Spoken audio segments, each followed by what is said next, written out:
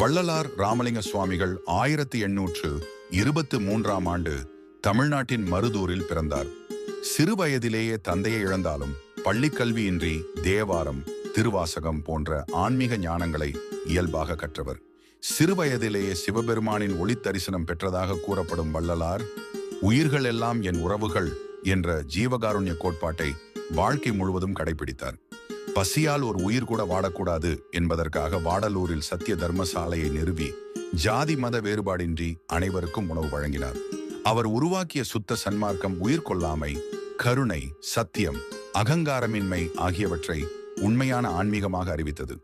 கடவுளை உருவமாக அல்ல, ஒளியாக வழிபட வேண்டும் என்று அருட்பெருஞ்சோதியை உலகிற்கு அளித்தார். அந்த ஜோதி இன்றும் அணையாமல் எரிகிறது.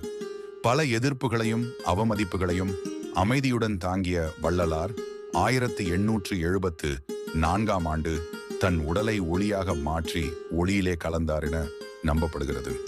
மனித குலத்திற்கு கருணையே கடவுள் என்ற மகத்தான செய்தியை விட்டுச் சென்ற ஒளிமகான் தான் வள்ளலார்.